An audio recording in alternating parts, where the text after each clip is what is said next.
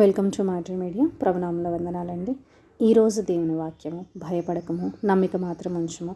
Mark సువార్త 5వ అధ్యాయము 36వ వచనం అండి. అవునండి, మరి దేవునికి మరి భయపడటము అనేది మరి ఇష్టం లేదండి.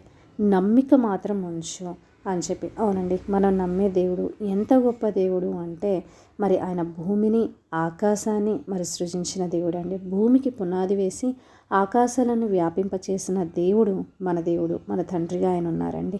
మరి ఆయన ఉండగా మనం భయపడాల్సిన అవసరం ఏంటండి? అయితే మరి ఒక టీచర్ ఈ విధంగా మరి తను సాక్ష్యం చెప్తున్నారండి. ఒక చిన్న విషయంలో ఆమె చాలా మరి భయపడిపోతున్నారంటండి. ఒక ప్రిన్సిపల్ సార్ పిలిచారండి. మరి ఏమైనా అరుస్తారేమో తన మీద అన్నట్లుగా మరి ఆవిడ భయపడుతున్నప్పుడు ఆమె బైబిల్ ఓపెన్ చేసిందంటండి. ఓపెన్ చేసినప్పుడు దేవుడు మాట్లాడుతున్నారంటండి.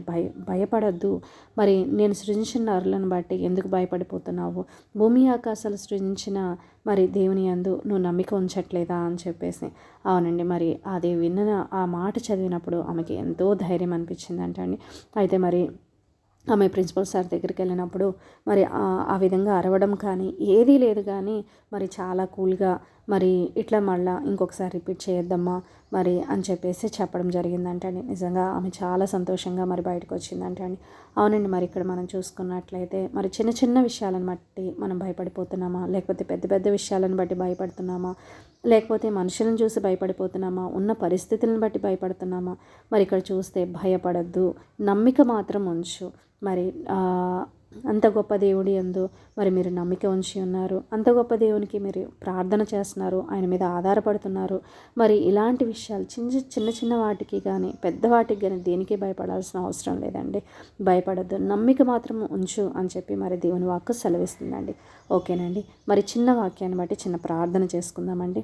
పరిశుద్ధుడా, ప్రేమ కలిగిన తండ్రి, నాయనా ప్రభువా యేసయ్య, దేవా తండ్రి నాయన, మరి ఎవరైతే నాయన భయపడుతున్నారో తండ్రి నాయన ప్రభువా యేసయ్య, దేవా మీరు మాట్లాడుతున్నారు ప్రభా, నమ్మిక మాత్రం ఉంచు, భయపడద్దు అని చెప్పి. అవును తండ్రి నాయనా, దేవా మీరు ఎంత గొప్ప దేవుడై ఉన్నారు నాయన. భూమికి పునాది వేసి ఆకాశంలను వ్యాపింపచేసిన తండ్రి నాయన ప్రభా, మీ యందు మేము నమ్మిక ఉంచడానికి తండ్రి సహాయం దయచేయండి నాయన.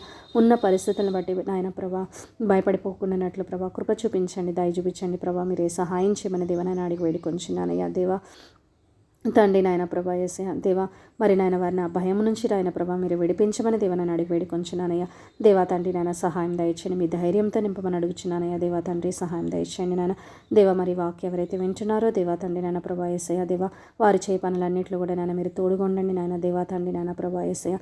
మీ ఆత్మను తోడుగా ఉండదు దయచేసి తండ్రి నాయన ప్రభా మీరే అన్ని పనులు సఫలం చేయమని చిన్న ప్రార్థన యేసయ్య అతి పరిశుద్ధమైన నామంలో అడుగుచున్నా.